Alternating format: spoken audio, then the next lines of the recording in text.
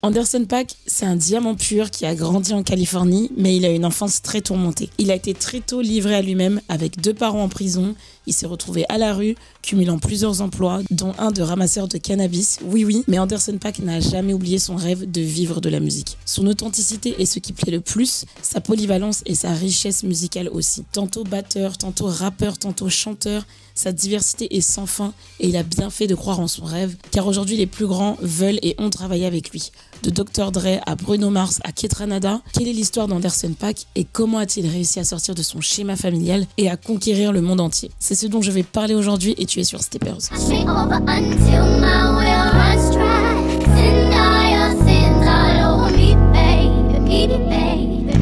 Hello à tous et j'espère que vous allez bien. Aujourd'hui on se retrouve pour une nouvelle vidéo sur Steppers. Donc comme vous l'avez vu dans l'intro, on va parler d'Anderson .Paak. Franchement ça fait tellement longtemps que je veux faire un format sur lui. C'est un de mes artistes préférés, j'écoute énormément, j'ai beaucoup écouté et je suis énormément ce qu'il fait.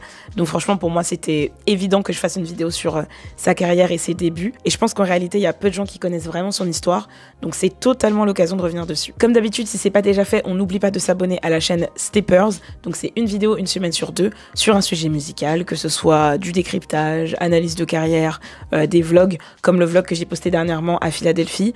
Donc voilà, franchement, on n'oublie pas de s'abonner, de commenter aussi si vous avez des questions ou des remarques, comme ça on débat tous ensemble dans les commentaires. Donc sans plus attendre, on démarre avec la vidéo. Brandon .Paak Anderson naît en 1986 en Californie, donc sa mère est d'origine coréenne-américaine et son père est afro-américain. Donc plus précisément, il grandit à Oxnard, donc un comté à Los Angeles en Californie, et il expliquait souvent que c'est une ville, en tout cas un espace où il n'y avait pas forcément grand chose à faire, c'était vraiment école, église et la maison pour lui. Il n'y avait pas énormément d'activités, ça bougeait pas beaucoup. Et en plus de ça, chez lui, l'ambiance était très chaotique, son père était violent avec sa mère, et en fait quand il était tout petit, il avait environ 7-8 ans, il rentre chez lui et il retrouve son père allongé sur sa mère et il y avait plein de sang partout. Donc son père est jugé et envoyé en prison pendant 14 ans pour violence domestique. Il avait expliqué que pendant cette période-là, son père essayait de créer un lien avec lui, mais c'était assez compliqué puisque forcément il est en prison et il n'a pas vu son fils grandir. Donc voilà déjà le début de la vie d'Anderson .Paak qui était assez mouvementée. Donc dans son foyer, il a ses 2 grandes sœurs et sa maman. Il continue de vivre sa vie et en fait il va souvent à l'église avec sa mère tous les dimanches et c'est de là qu'il commence à jouer de la batterie, c'est de là qu'il apprend la batterie et qu'il se prend de passion pour cet instrument. Donc en gros son rythme en grandissant en primaire et au collège c'était maison, église et puis c'est tout.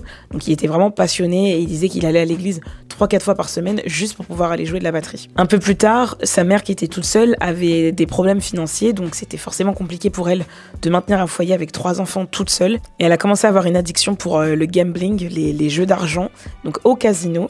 Mais la mère d'Anderson .Paak était très forte et elle gagnait des grosses sommes hyper importantes. Elle était tellement forte que c'en est devenu une passion, une addiction. Et en fait, avec ses enfants, elle allait tous les week-ends quasiment à Las Vegas pour pouvoir jouer dans les casinos et parier le maximum d'argent. Et en fait, elle y arrivait super bien. Elle gagnait énormément d'argent qu'elle ramenait à chaque fois. Et donc, ils ont commencé à avoir un certain mode de vie un peu plus aisé de par cet argent gagné grâce au casino. Sa maman réussissait tellement bien qu'ils sont passés d'un appartement à une chambre, en tout cas une pièce, à un manoir presque avec 6 chambres, 6 pièces différentes. Et c'est là, à partir du lycée à peu près, qu'Anderson .Paak a pu vraiment se mettre dans la musique, puisque sa mère avait les moyens de lui acheter un ordinateur tout neuf, du nouveau matériel, une batterie, et donc il pouvait jouer à la maison. Et c'est de là qu'il a commencé à composer ses propres musiques chez lui, donc ça c'était au lycée à peu près, et ça lui permettait de tout simplement s'enfermer dans sa bulle musicale et de pouvoir composer à la maison et écrire ses premiers textes aussi. Donc il continue sa vie de passionné de musique, de lycéen, mais un autre drame vient frapper sa famille. Sa maman est arrêtée pour fraude fiscale, puisque évidemment, comme je vous disais juste avant, il y avait des jeux d'argent. Donc dans les recherches, j'ai pas trouvé s'il y avait d'autres choses qu'elle faisait pour gagner de l'argent, mais je pense que tout était un peu lié et la police l'a attrapée tout simplement. Donc elle a été inculpée également de 14 ans de prison. Elle en a fait que 7, mais c'est déjà énorme. Donc Anderson .Paak il se retrouve livré à lui-même avec ses sœurs. Ils ont plus rien, ils ont ni père ni mère et ça devient très compliqué pour eux. Et en plus de ça, dans la même époque, ils apprennent que le beau-père d'Anderson .Paak, donc le nouveau compagnon de sa maman avant qu'elle aille en prison, trompé sa maman et avait eu une relation avec une autre femme et un autre enfant. Donc en gros, son beau-père avait une autre famille en parallèle d'eux, donc c'était encore plus le coup de massue sur la famille. Donc il se retrouve diplômé de son lycée, mais sans abri et sans situation stable, et c'est vraiment le pire quand tu débutes ton adolescence. T'es censé sortir du lycée, être super content d'aller à la fac ou même d'avoir un travail que t'as toujours voulu faire, mais lui se retrouve sans rien, sans figure paternelle, sans stabilité, sans argent, sans rien du tout.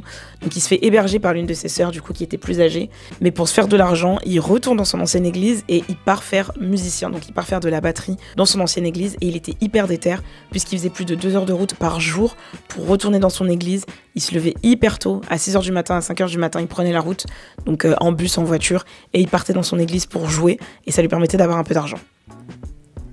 Ensuite, il fait la rencontre de sa première copine qui l'a vraiment motivé à prendre la musique un peu plus au sérieux. Donc il se dit ok, je vais aller prendre des cours de batterie dans une école spécialisée, donc il y va. C'était des cours qui coûtaient assez cher, donc il a pu le faire quelques mois. Mais rapidement, il commençait à tout simplement plus avoir d'argent, donc il a dû abandonner cette école. Mais les professeurs étaient super sympas et ils ont vu qu'Anderson .Paak avait un certain talent, donc ils lui ont proposé un poste permanent dans cette école en tant qu'assistant professeur, donc il a pu continuer et se perfectionner en batterie. Donc petit à petit, il commence à sortir un petit peu la tête de l'eau, mais il se rend compte qu'avec sa copine actuelle, donc celle qui l'a poussé vers la musique, il y a quelque chose qui cloche et vraiment il se sent plus trop dans la relation. Donc même si elle l'a beaucoup aidé et elle l'a aidé à prendre la musique au sérieux, il décide de se séparer, et en plus de ça, il rencontre du coup sa femme, avec qui il est resté pendant très longtemps, jusque l'année dernière d'ailleurs, dans cette école de musique, donc qui est coréenne, et là c'est l'amour fou. Suite à ça, en 2010, il commence à travailler dans une ferme de marijuana, et là c'était la mine d'or pour lui, puisqu'il se faisait énormément d'argent. Donc on parle de plus de 150 $ de l'heure, donc il se faisait environ 5000 $ par semaine, donc ce qui aurait été un bon tremplin pour lui d'économiser cet argent et pouvoir s'acheter, je sais pas, un appartement, ou pouvoir tout simplement avoir un endroit stable. Au lieu de ça, tout l'argent qu'il avait, il l'a dépensé dans les vêtements, les sorties, les restaurants, tout et n'importe quoi. Et donc malheureusement, il s'est vite retrouvé sur la paille, donc ça a été très compliqué. Sachant que sa copine, donc qui est devenue sa femme, était enceinte. Most money I ever had at one point, and I blew all that shit. Oh, what? Yeah. Clothes, food. I was like, I love, if you know, money is no good unless you got people to spend it with. So I love, whenever I have money, I just love to spend that shit. Donc il fallait aussi qu'il s'occupe de sa femme, de la grossesse et du nouveau bébé qui allait arriver. Et en plus de ça, du jour au lendemain, il s'est fait virer, puisque c'est des travails qui sont saisonniers, et puis quand il n'y a plus de besoin, il vire les gens du jour au lendemain. Et ça n'a pas loupé pour Anderson .Paak, puisqu'il perd ce travail qui était très bien payé, mais il n'a rien mis de côté. Donc, rebelote, il se retrouve de nouveau à la rue. Donc cette fois-ci avec une femme, et une femme qui est enceinte. Donc là, c'est vraiment la panique pour Anderson .Paak.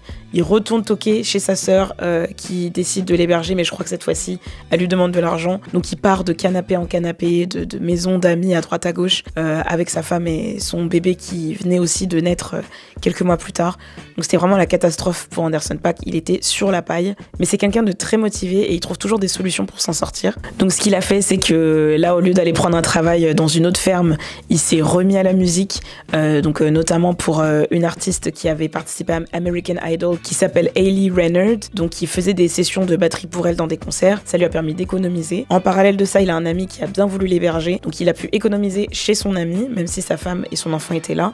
Et ensuite, il avait assez d'argent pour se prendre un appartement, pour terminer son album et enfin sortir quelque chose de concret, puisqu'il avait encore rien sorti. Et à l'époque, il s'appelait pas Anderson .Paak, il s'appelait Breezy Loveboy, donc c'était son nom de scène. Donc il a enfin pu sortir quelque chose de concret et vraiment mettre sa musique sur un disque et la diffuser. Donc si je me trompe pas, le projet s'appelait OBE Volume 1 et il est sorti du coup en 2012. Et ensuite, l'année d'après, en 2013, il ressort un autre EP qui s'appelle Cover Art et il en profite aussi pour rechanger son nom. Donc là, cette fois-ci, il s'appelait plus Breezy Loveboy et il s'appelait Anderson .Paak comme on le connaît aujourd'hui. Donc dans cet EP, il a beaucoup été inspiré par les années 50 dans la musique. Donc c'est un mélange de soul, de funk, de rock aussi un petit peu. Ça montrait déjà l'éclectisme d'Anderson .Paak qu'on connaît encore aujourd'hui, puisque ce mec, c'est une fusion de tellement de styles différents et c'est ça que j'adore chez lui. Et donc c'était déjà le cas il y a 12 ans. Donc voilà, c'était son deuxième projet, donc un en 2012 et un en 2013. Et ensuite, suite à ça, il enchaîne encore une fois puisqu'il sort son premier album Venice. Donc je pense que pour certains fans d'Anderson .Paak, cet album signifie beaucoup. Moi, c'est un de mes albums préférés que j'adore énormément. Quand j'étais allée en Californie pour la première fois il y a 2 ans, je pensais à cet album tous les jours quand j'étais à Venice Beach et j'arrêtais pas de jouer l'album. Donc franchement, c'est un super album qui a de super titres N'hésitez pas à me dire dans les commentaires vos chansons préférées. Moi je pense que c'est Paint et Already avec Sir, exceptionnel. Donc voilà, franchement Venice c'est un super album, donc je fais une parenthèse sur la story parce que juste allez l'écouter.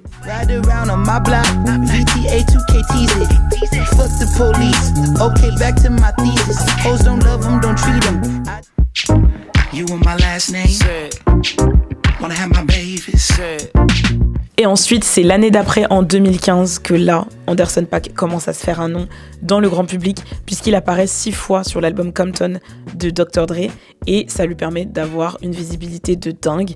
Et tout le monde se demande, mais qui est cette voix? Qui est cette personne qui fait la batterie, qui fait la guitare, etc. Bah, c'était Anderson .Paak. Et c'est là que la révélation au grand monde a été faite. Donc il me semble que Dr. Dre l'avait découvert 2-3 ans avant sur SoundCloud, et là, du coup, c'est pour ça qu'il l'a invité sur son album Compton. Donc là, le travail paie enfin pour Anderson .Paak et ça lui permet enfin d'avoir une visibilité beaucoup plus importante. Malibu, juste Malibu, la consécration d'Anderson .Paak. On est en 2016, il sort ce deuxième album studio nommé Malibu, qui est encore un classique aujourd'hui. J'en parle avec tellement de... je sais pas, tellement d'émotions, tellement d'énergie, parce que c'est vraiment un chef-d'œuvre et il y a plusieurs singles qui lui permettent encore de décoller davantage. Donc il y a Calm Down, il y a Am I Wrong, il y a The Hurt Don't Stand a Chance, il y en a encore plein d'autres. Et franchement, c'est toujours un album qui fait toujours autant d'effets, qui, comme je disais tout à l'heure, avec son éclectisme, mélange énormément de styles musicaux, donc que ce soit du R&B, de la funk, de la soul, du pop rock aussi un petit peu. Donc franchement, Anderson .Paak, il arrivera toujours à mélanger des univers et à mélanger un public.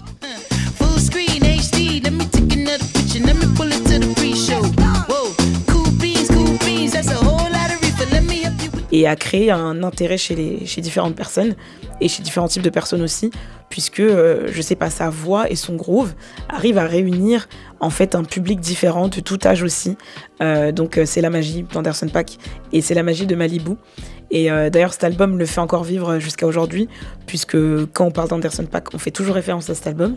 Et il a d'ailleurs fait une tournée en Amérique du Nord l'année dernière où il refaisait cet album. Donc c'était la tournée de Malibu et j'aurais tellement aimé pouvoir y assister. Et donc dans la setlist, il fait tous les sons de Malibu et après il me semble qu'il fait quelques autres de ses singles, mais c'était vraiment la tournée Malibu 10 ans plus tard. Donc c'est vraiment grâce à cet album que ça lui permet de se démarquer en tant que batteur, chanteur, rappeur et comme je disais, cette personne qui arrive à créer des fusions uniques parce que c'était pas encore hyper répandu donc il y a 10 ans, donc dans les années 2015-2016.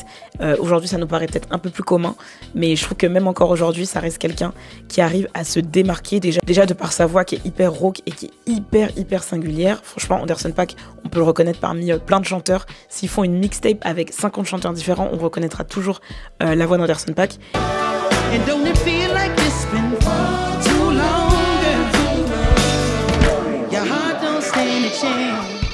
Et puis même sa façon de composer, sa façon de faire la batterie, qui est toujours aussi unique. D'ailleurs, dites-moi en commentaire quelles sont vos musiques favorites sur Malibu, je suis très curieuse de savoir. En tout cas, cet album lui a permis de faire des tournées. Ça lui a ouvert des portes pour des collaborations avec des artistes hyper connus, dont Kendrick Lamar, Mac Miller. Ça lui a permis d'avoir une ouverture sur des artistes rap.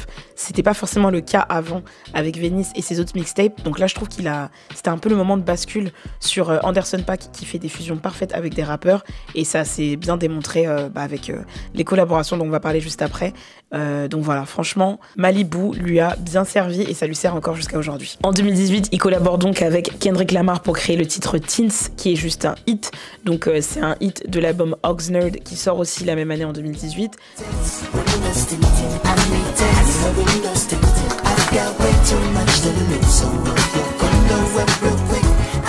Qui est un de mes albums préférés, qui est d'ailleurs juste ici au-dessus de moi. Désolée, je regarde là parce qu'il y a mon retour écran. Mais voilà, c'est un des albums que j'avais fait encadrer dans un cadre. J'en ai à peu près une trentaine et j'avais imprimé ça en 2020. Et là, l'album fait totalement sens. Il est au-dessus de ma tête sans savoir que j'allais parler d'Anderson .Paak 5 ans plus tard. Mais franchement, quel album! C'est un album aussi qui fait totalement sens puisqu'il est sorti à une époque où Trump venait de se faire élire. Donc il y a la musique Six Summers où Anderson .Paak en parle et en gros il dit on va se taper Trump pendant 6 étés et ensuite ça sera bon. Il y a plein de paroles qui sont justes, les titres sont dénonciateurs, il y en a qui le sont beaucoup moins, il y en a qui sont sensuels, donc c'est ça que j'adore avec Anderson .Paak, c'est qu'il y a toujours un équilibre. C'est juste une pépite qui reflète parfaitement son héritage californien, donc avec un groove, une fusion musicale et parfois c'est chanté, parfois c'est rap. Et voilà, en fait, la discographie d'Anderson .Paak, je la trouve hyper évolutive, hyper complémentaire à chaque fois. Il n'y a aucun faux pas dans ses albums et c'est très très rare chez les artistes. Je sais pas si vous avez des artistes à me citer qui ont des discographies aussi complètes et aussi précises et aussi bien exécutées, mais lui c'est du début à la fin, de l'écriture à la composition et au chant / rap, c'est juste un 10 sur 10 pour moi. Après ça, l'année d'après, il enchaîne encore avec l'album Ventura, donc en 2019, et ça lui permet de remporter son premier Grammy pour le Best R&B Album. Donc c'est un album aussi que j'avais beaucoup écouté quand il était sorti, mais je me rends compte que c'est l'album sur lequel je reviens le moins, je pense, quelques années plus tard. Donc voilà, c'est pas que j'aime ou que j'aime pas, c'est juste que c'est pas forcément l'album sur lequel je vais me pencher en premier dans la discographie d'Anderson .Paak. Bruno Mars plus Anderson .Paak, un duo, je pense que personne n'avait vu venir, mais qui sent tellement la soul des années 70 et qui a fait du bien à tout le monde. Leur musique est tellement réconfortante. Franchement, pour moi, c'est le duo, un des duos de la décennie et ça marche hyper bien. Donc du coup, ils sortent un album ensemble et ils forment un duo qui se nomme donc Silk Sonic. Donc là on est en 2021 et du coup ce duo Silk Sonic composé de Bruno Mars et Anderson .Paak sortent leur album qui s'appelle An Evening with Silk Sonic et il y a un single dedans qui porte l'album qui est Leave the Door Open.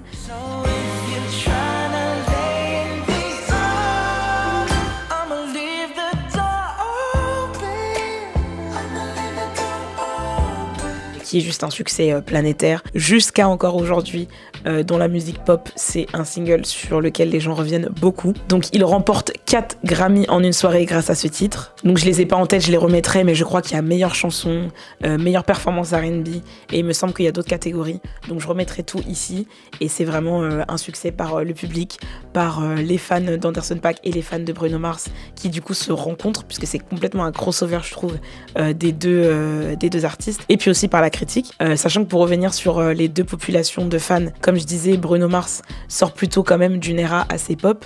Anderson .Paak, lui, est plus dans une fusion soul, funk, R&B, et en plus de ça, il commençait à être assimilé avec des rappeurs, comme je vous disais, avec ses débuts de par Dr. Dre, puis ensuite Mac Miller, puis ensuite Kendrick Lamar, et aussi dans les albums Oxnard et Ventura que je viens de citer, il y a d'autres featuring, il y a des featuring avec André 3000 aussi, donc vraiment Anderson .Paak avait plus un côté rap, donc là le fait de ramener ces deux univers, ces deux mondes, et un univers propre à eux, c'est vraiment réussi, donc on sent totalement l'inspiration des années 70, le Motown, la soul, la old school funk, voilà, tout y est, de par leurs vêtements. Il y a une nouvelle direction artistique qui est prise par Anderson .Paak et par Bruno Mars. Ils changent leurs habitudes de vêtements.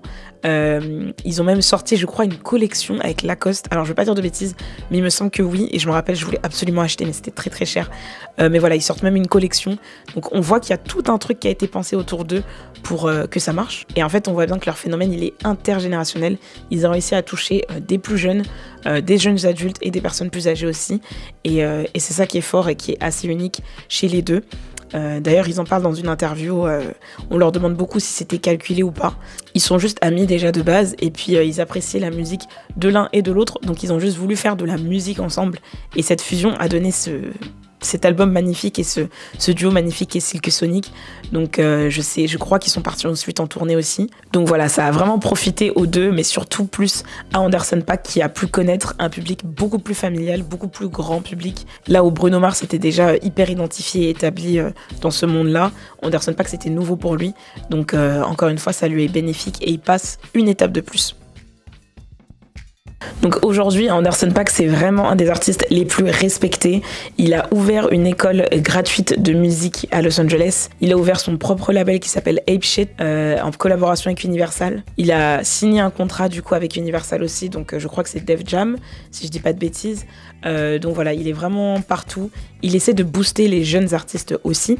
D'ailleurs, l'émission Nouvelle École, que vous connaissez je pense sur Netflix, qui est le concours de rap, est inspirée de l'émission Rhythm and Flow sur Netflix, donc l'émission américaine de découverte de talent. Et la première saison qui était sortie je crois en 2019 ou 2020, Donc il y a plusieurs artistes qui passent et on voit Anderson .Paak en tant que mentor faire connaissance avec des artistes. Et il y en a une qui s'appelait Ray Khalil qui venait de Chicago, que moi j'ai beaucoup suivi à l'époque et jusqu'encore aujourd'hui.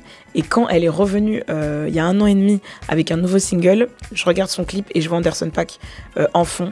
Et j'apprends ensuite qu'Anderson .Paak l'a signé dans son label. Donc franchement pour moi ça faisait tellement sens.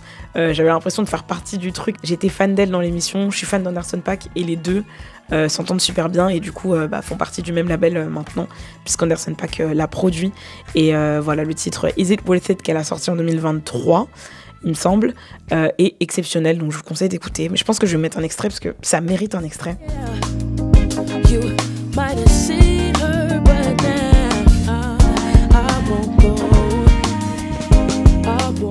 Mais voilà, tout ça pour dire que Anderson .Paak, il a vraiment à cœur de redistribuer son argent, de redistribuer ses connaissances, puisque comme je vous l'ai expliqué, il a eu une vie très tourmentée, ça n'a pas toujours été en sa faveur, donc il a vraiment envie de pouvoir faire bénéficier la communauté, faire bénéficier les fans de musique et les jeunes sensibles à cette culture tout simplement, donc ça fait trop plaisir, et c'est vraiment un mec...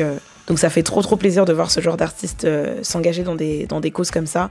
Et franchement, c'est pour ça que ça fait d'Anderson .Paak quelqu'un d'encore plus unique. Toute son histoire fait qu'il incarne vraiment quelque chose d'unique, avec un passé très difficile. Et je suis pas en train de dire que c'est le seul, parce qu'évidemment des artistes qui ont un passé difficile, il y en a plein. Mais lui, il a toujours le sourire, il a toujours cette envie de faire mieux. Et c'est toujours quelqu'un d'aussi bienveillant et de sain. Et ça se voit dans sa musique, ça se voit dans ses collaborations, puisque c'est vraiment la voix et la personne que tous les artistes s'arrachent.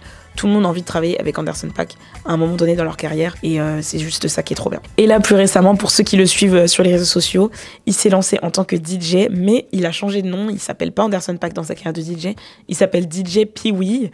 Alors je sais pas si je le dis bien, mais voilà, il a une nouvelle coupe pour incarner cet alter ego de DJ, et c'est trop cool. Et c'est d'ailleurs produit plusieurs fois à Paris, il me semble l'année dernière, et là il revient, et il se produira d'ailleurs à Paris cette année pour la fête de la musique. Donc quand ma vidéo sera sortie, ça sera déjà passé puisqu'il se produit le 20 juin à la Wanderlust. Mais voilà, c'est trop cool d'avoir Anderson .Paak en tant que DJ. J'ai pas encore eu l'occasion d'aller le voir en set puisque je suis pas très fan de la Wanderlust. Pour ceux qui connaissent, je pense que vous savez, mais c'est quand même cool de voir qu'Anderson .Paak il arrive à prendre encore une fois une nouvelle carrière et de toujours se réinventer.